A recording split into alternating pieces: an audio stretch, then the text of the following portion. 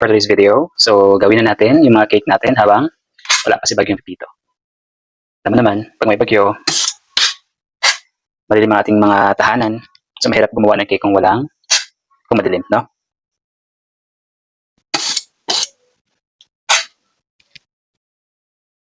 So, naka-crumb coated na yung cake natin. So, lagyan lang natin siya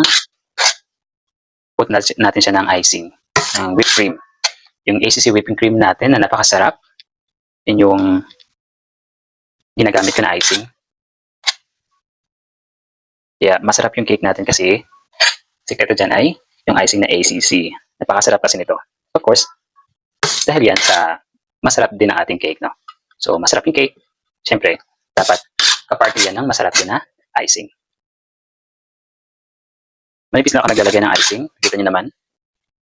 Para siyempre tipid din. At since crumb coated na yung cake natin, so hindi na rin tayo masyadong aksayado sa whipped cream. Kasi crumb coated na rin siya. So manipis lang muna yung cake natin, yung icing natin, yung white na icing natin kasi lalagyan pa rin naman natin ito ng colored icing. So, smooth din natin ang ating cake with the use of bench scraper. And level up na natin siya para sharp yung edge ng cake.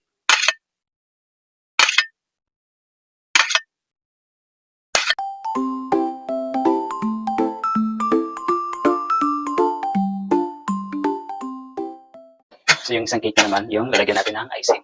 So ito ilalagay muna natin siya sa ref or sa chiller. So narito naman ang pangalawang cake. So bali yung cake na to ay 2-tier siya. So yung bottom layer niya or bottom tier is 8 inches. And then yung second tier niya ay 4 inches in diameter. Yan. Composed na rin to and chilled. Maganda kasi or madali kasing mag-icing pag crumb-coated siya at the same time chilled yung buttercream niya. Chilled na yung cake kasi nag-hardy na siya, so it's easy to apply another icing like whipped.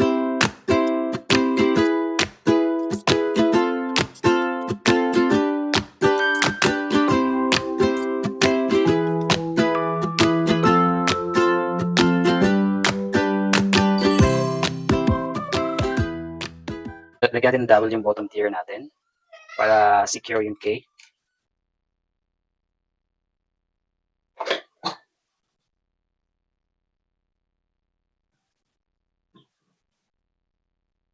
Yan. Na. Tinibakan natin siya. Gamitan natin siya ng wooden mallet. Ganyan.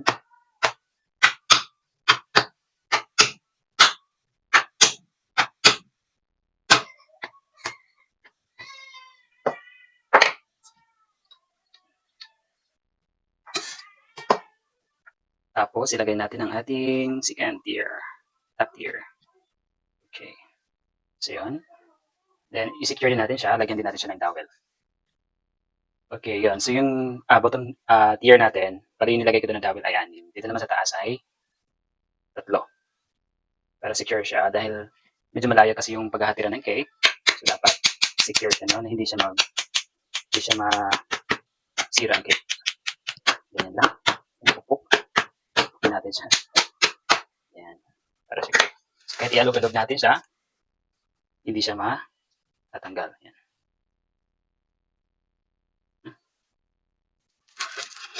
Okay, then lagyan natin siya ng icing.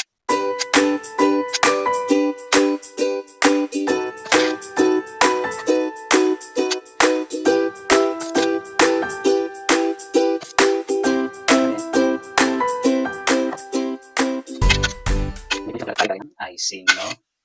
Anyway, pag may colored icing naman na to, matatakpan naman na yung parang hindi siya nude, no? Okay, matatakpan naman din siya.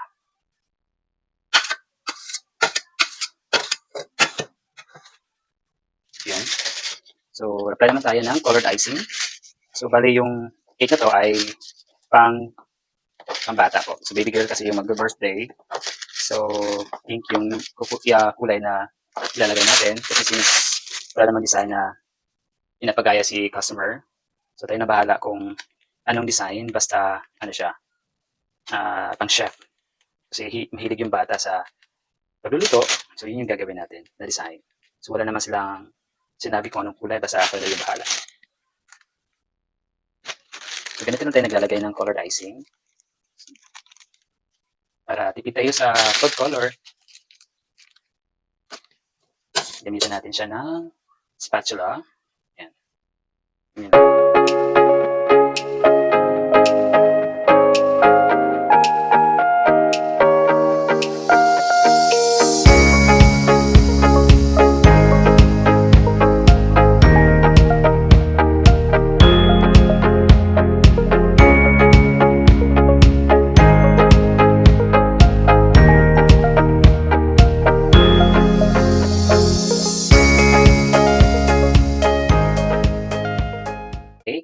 Toppers na lang yung kulang niya.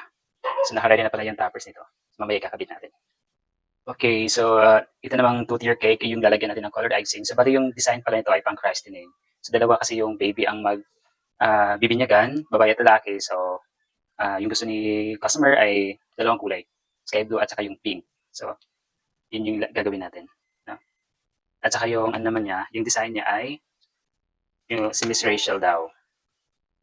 So yung sa baba, gagawin ko siyang sky blue color, tapos pink naman sa taas. So yung tema kasi niya, yung design niya kasi, Miss Rachel. So since christening to, so dapat nandun pa rin yung tema na pang christening, no? So i-fuse natin yung dalawang design kay Miss Rachel at saka yung pang christening at na pang babae at pang lalaki. Ganyan.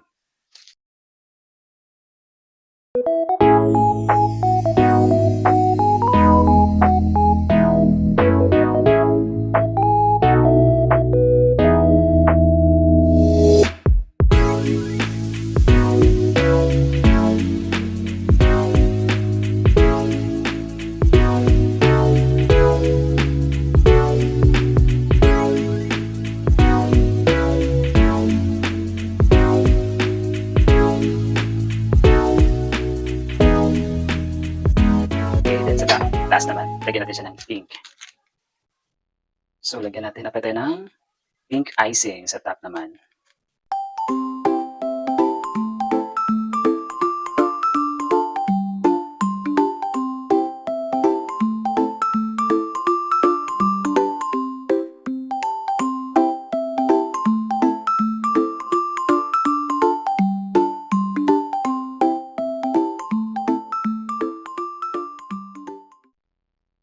Maglalagay na tayo ng toppers para sa ating 2-tier na cake. So, yan.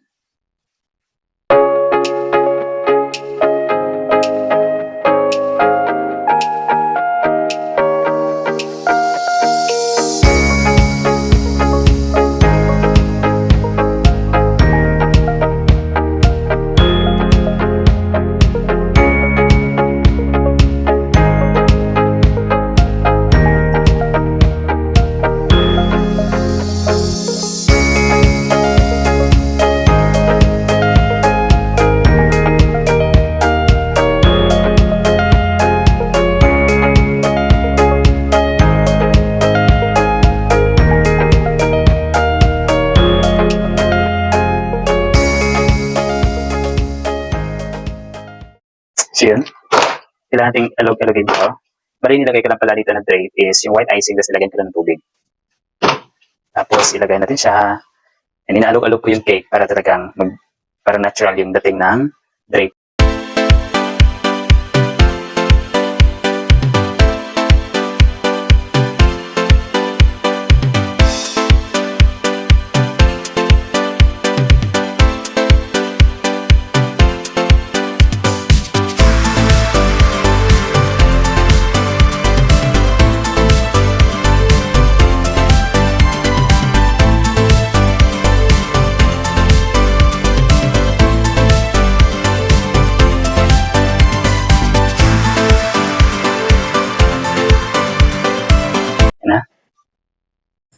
Ayan, tapos na ating dalawang cakes and napaganda ng ating cake.